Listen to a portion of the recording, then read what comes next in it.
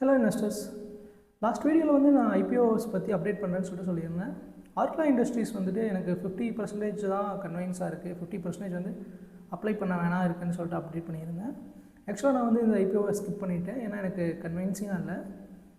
அடுத்தது பார்த்திங்கன்னா stood accessories வந்து செகண்ட் டேயில் வந்து 5 times சப்ஸ்கிரைப் ஆகிருக்கு. ஸோ கண்டிப்பாக வந்து நீங்கள் லிஸ்டிங் லைனுக்காக இந்த ஐபிஓ அப்ளை பண்ணுங்கள். லென்ஸ்கார்ட் ஐபிஓ வந்து ஃப்ரைடே ஓப்பன் ஆயிடுச்சு. ஸோ ஃபஸ்ட் டேயில் வந்து 1.16 times சப்ஸ்கிரைப் ஆகிருக்கு. ஸோ சப்ஸ்கிரிப்ஷன் வைஸ் நல்லா தான் இருக்குது. அதே டைமில் வந்து கிரே மார்க்கெட்லேயும் நல்ல ப்ரீமியமில் ட்ரேட் ஆகிட்டு இருக்குது.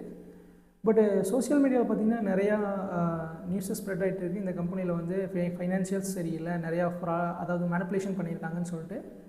யூஸ்வலாக எல்லா ஐபிஓவுமே மேனிப்புலேட் பண்ணி தான் பண்ணுவாங்க. பட் ஸ்டில் வந்து நம்ம லாங் டேர்மாக கன்சிடர் பண்ணுறதுக்கு பதிலாக லிஸ்டிங் லிங்காக கன்சிடர் பண்ணலாம். இது ஸ்டில்லும் வந்து நான் இன்னும் டிசைட் பண்ணலை, அப்ளை பண்ணலாமா வேணாமான்னு சொல்லிட்டு. ஸோ மண்டே சப்ஸ்கிரிப்ஷன் பார்த்துட்டு மார்க்கெட் கண்டிஷன் எப்படி இருக்குது அப்படிங்கிறத பார்த்துட்டு டிசைட் பண்ணலாம்னு வெயிட் பண்ணிட்டுருக்கேன்.